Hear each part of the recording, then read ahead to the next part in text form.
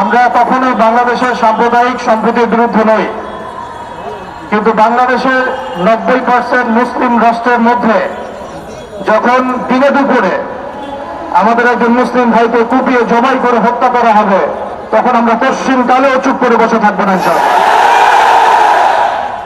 আমরা সর্বপ্রথম আমাদের প্রশাসন, সরকার এবং ঊর্ধ্বতন কর্তৃপক্ষকে বিনয়ের সাথে অনুরোধ করতে চাই, এই সন্ত্রাসী সংগঠন ইসকনকে অনতিবিলম্বে বাংলাদেশের মাটি থেকে বহিষ্কার করতে হবে।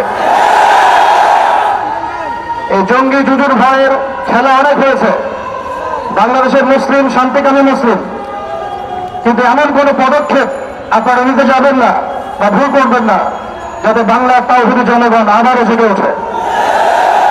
আমরা আল্লাহর কসম করে বলছি, যদি বাংলাদেশের তাওহীদি জনগণ একটাবার জেগে ওঠে, এর আগের মানুষ যাতে পালানোর পথ পেয়েছে, আপনারা কিন্তু পালানোর পথে পাবেন না ইনশাআল্লাহ।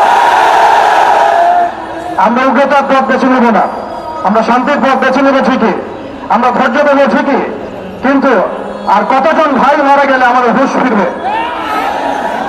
আর কতজন ভাই মারা গেলে আমাদের হুঁশ ফিরবে?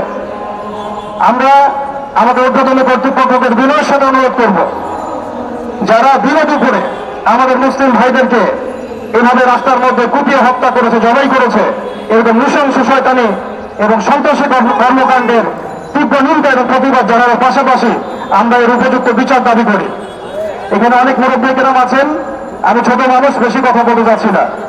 আমরা একটা দাবি উত্থাপন করতে চাই, বাংলার জমিন শান্তির জমিন, এই শান্তির জমিনে যদি কেউ উগ্রতা প্রদর্শন করতে চায়, আল্লাহর কসম করে বলছে আমরা হাতে হাত ঘুরিয়ে বসে থাকবেন ইনশাআল্লাহ।